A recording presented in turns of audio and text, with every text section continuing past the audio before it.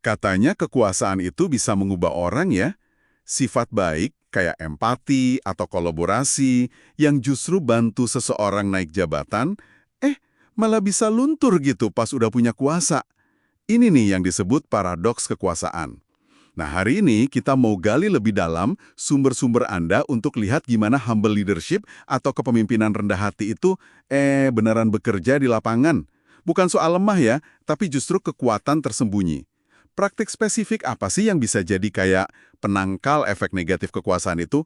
Yuk kita bedah bareng. Betul sekali, fenomena paradoks kekuasaan ini, nyata loh. Ada risetnya, kayak dari Dancer Keltner itu, orang sering dapat posisi bagus ya karena sifat prososialnya. Jago kerjasama, adil, peduli gitu. Tapi begitu di atas, fokusnya bisa geser drastis. Cenderung jadi lebih impulsif, kurang peka sama perasaan orang lain, bahkan perilakunya, bisa jadi kurang etis. Fokusnya jadi ke diri sendiri sama target pribadi, bukan lagi ke tim atau tujuan bareng-bareng. Nah, ini dia yang krusial. Kalau gitu, gimana cara melawannya? Sumber Anda kayaknya nawarin beberapa penawar nih. Yang pertama disebut soal empati dan welas asih yang disadari. Tepat. Dan ini bukan sekedar simpati basa-basi ya. Ada yang namanya empati kognitif, itu kemampuan buat ngerti cara pikir orang lain.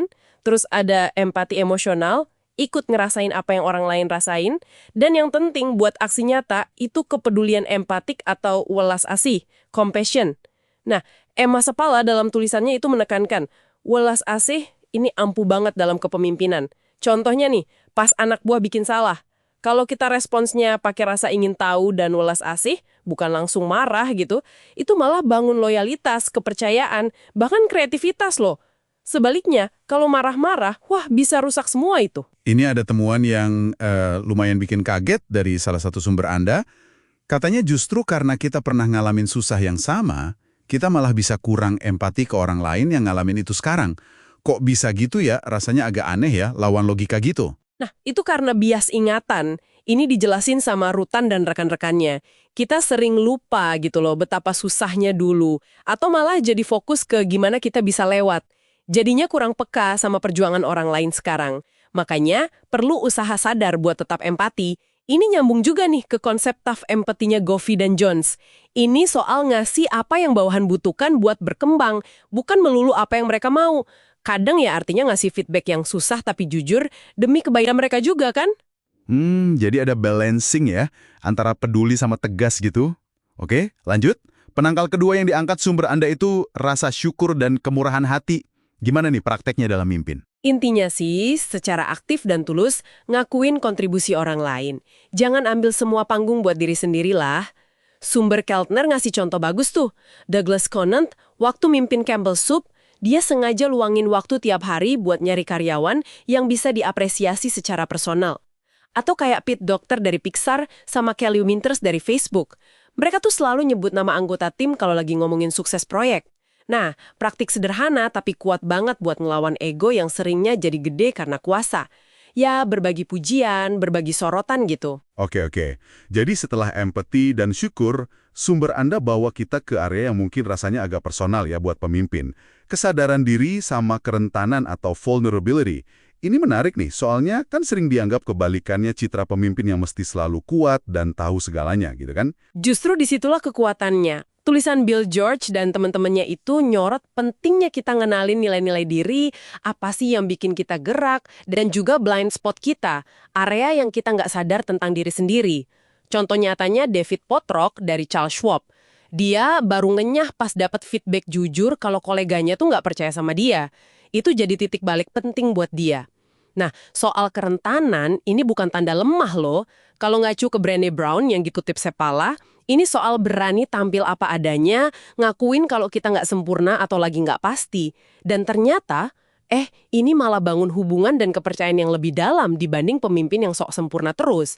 Termasuk berani bilang, saya nggak tahu, kayak yang disinggung di konteks mindfulness. Itu malah buka ruang diskusi kan? Jadi jelas ya, kepemimpinan rendah hati ini bukan berarti pasif gitu, tapi perlu usaha aktif dan sadar. Tapi ada batasan atau risikonya nggak sih? Yes, kita kan secara alami lebih gampang empati ke orang yang kita anggap sama atau deket sama kita, insider, dibanding orang luar, outsider. Kalau nggak hati-hati, ini bisa ngaruh ke objektivitas atau keputusan etis. Jadi ya tetap perlu seimbang. Jaga perspektif, kadang perlu ambil jarak dikit biar nggak tenggelam juga. Oke, jadi kalau kita tarik benang merahnya nih ya, kepemimpinan yang rendah hati ini bukan soal jadi lemah atau nggak tegas sama sekali. Ini lebih ke secara sadar, milih praktik-praktik tertentu kayak empati yang ulas asih tadi, rasa syukur, murah hati, sadar diri, dan berani tampil otentik dengan kerentanan buat ngelawan jebakan alami dari kekuasaan itu sendiri. Benar sekali. Intinya ya mengalihkan fokus dari ego pribadi, balik lagi ke orang lain dan tujuan bersama. Dan sumber-sumber Anda ini nunjukin kalau pendekatan ini dalam jangka panjang konsisten kok ngasilin kinerja yang lebih baik dan lingkungan kerja yang lebih enak. Nah, sebagai penutup nih, mungkin sesuatu buat Anda renungkan di rumah. Coba deh ingat-ingat lagi pas Anda dapat sedikit aja kuasa atau status lebih, mungkin di proyek kecil, organisasi, atau komunitas gitu. Anda sadar nggak ada perubahan? Sekecil apapun dalam cara Anda interaksi atau mandang orang lain. Nah, buat minggu ini, praktik kerendahan hati mana yang bisa Anda coba terapin secara sadar? Mungkin coba lebih empati ke satu rekan kerja. Atau, secara spesifik, bilang makasih atas bantuan seseorang. Atau mungkin berani ngaku, saya belum punya jawabannya nih, pas lagi diskusi. Coba direnungkan ya.